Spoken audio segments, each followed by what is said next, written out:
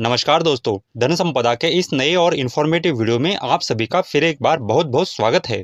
आज के इस वीडियो में हम सिप एसआईपी के बेनिफिट के बारे में बात करते हैं। एसआईपी यानी कि सिप किन बातों के कारण बहुत ही अच्छी और फायदेमंद इन्वेस्टमेंट ऑप्शन है, इसके हम चर्चा करते हैं। सिप एसआईपी यानी कि सिस्टमेटिक इन्वेस्टमेंट प्लान। सिप के जरिए हम ज्यादातर एक निर्धारित समय के बाद एक निर्धारित राशि मार्केट में इन्वेस्ट करते हैं, जिससे हमें मार्केट से लॉन्ग टर्म में बहुत ही अच्छा रिटर्न मिल सकता है। दोस्तों, यहाँ पर मैं एक बात क्लियर करना चाहता हूँ कि मैं यहाँ किसी को भी कोई भी इन्वेस्टमेंट की सलाह नहीं दे रहा हूँ और यह वीडियो सिर्फ एक एजुकेशनल पर्पज के लिए बनाई जा रही है।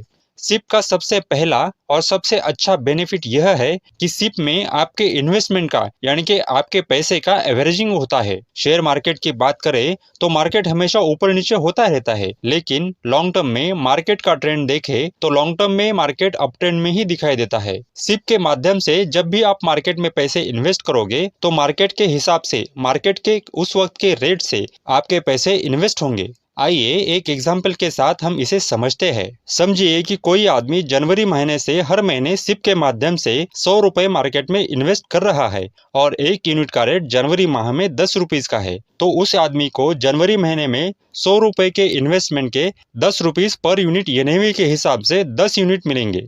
फरवरी महीने में मार्केट डाउन हो जाता है तो फिर एनएवी रेट भी कम हो जाएंगे। फरवरी महीने में उस आदमी को अपने 100 रुपए इन्वेस्टमेंट के 8 रुपीज पर एनएवी के हिसाब से 12.5 यूनिट्स मिलेंगे। मार्च में मार्केट फिर से ऊपर जाता है तो एनएवी का रेट भी बढ़ जाएगा और उस आदमी को अपने 100 रुपए इन्वेस्टमेंट के 12 रुपीज पर यूनिट के हिसाब से 8.3 यूनिट्स मिल जाएंगे। उस आदमी ने जनवरी में 100 रुपीज, फरवरी में 100 रुपीज और मार्च में 100 रुपीज यानी कि टोटल 300 रुपीज मार्केट में इन्वेस्ट किए हैं और फरवरी में मार्केट डाउन हो गया था। तो आइए देखते हैं कि उस आदमी के इन्वेस्टमेंट पर सिप के हिसाब से इन्वेस्ट करने से क्या असर होता है। उस आदमी को अपने इन्वेस्टमेंट के ऊपर जनवरी में 10 यूनिट्स, फरवरी में 12.5 यूनिट्स और मार्च में 8.3 यूनिट्स मिले थे, यानी कि उस आदमी के पास अभी टोटल 30.8 यूनिट्स है। मार्च महीने में वह पैसे निकालना चाहता है तो उसे मार्च महीने के एनएवी के रेट के हिसाब से पैसे वापस मिलेंगे। मार्च में एनएवी का रेट चल रहा है 12 रुपीज और उसके पास टोटल 30.8 यूनिट्स है, तो उस आदमी को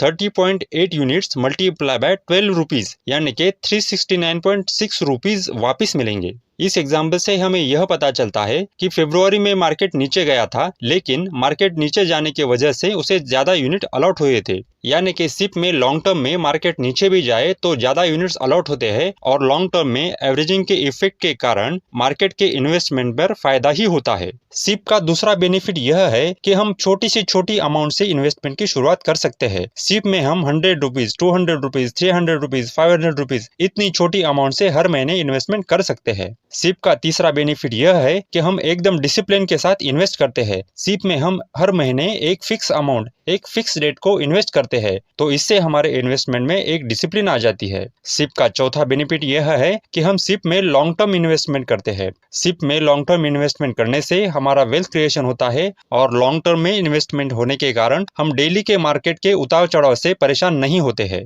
और इससे हमें एक पीस ऑफ माइंड मिलता है। सिप का पांचवा बेनिफिट यह है कि हमें हमारा रिटर्न कंपाउंड इंटरेस्ट से मिलता है। कंपाउंडिंग के इफेक्ट के कारण हमारा मनी का वैल्यू, हमारे पैसे का वैल्यू मल्टीप्लाइड होता है और सिप के माध्यम से हमें हाई रिटर्न मिलता है। सिप का छठा बेनिफिट यह है, कोई लक्ष्य निर्धारित करके हम हमारा इन्वेस्टमेंट स्टार्ट करते हैं। हम हमारे बच्चों के एजुकेशन या शादी के लिए सिप चालू करते हैं। अपने खुद के लिए या अपने बच्चों के लिए कोई बिजनेस शुरू करना होता है तो उसका फंड इकट्ठा करने के लिए हम सिप शुरू कर सकते हैं। 5 या 10 साल के बाद हमें कोई प्रॉपर्टी परचेस करनी है तो उसके हिसाब से हम सिप शुरू कर सकते हैं और हमें हमारे पेंशन का प्रोविजन करना है तो भी हम सिप शुरू कर सकते हैं। सिप से हम एकदम इजीली और एकदम कन्वीनियंट वे से इन्वेस्टमेंट कर सकते हैं। सिप करने के लिए हम ऑनलाइन या ऑफलाइन दोनों माध्यम से इन्वेस्टमेंट कर सकते हैं। अगर हम सिप में ऑनलाइन इन्वेस्टमेंट करना चाहते हैं तो हमें बहुत सारे user friendly apps and website मिल जाते हैं और अगर हम ऑफलाइन सिप शुरू करना चाहते हैं तो हमें बहुत सारे एजेंट्स, सिप कंपनी के आउटलेट्स और वेज मिल जाएंगे। सिप का आठवां बेनिफिट यह है कि सिप के माध्यम से जब भी हम मार्केट में पैसा इन्वेस्ट करते हैं तो हमारा पैसा बहुत ही प्रोफेशनल लोगों के पास इन्वेस्टमेंट करने के लिए जाता है।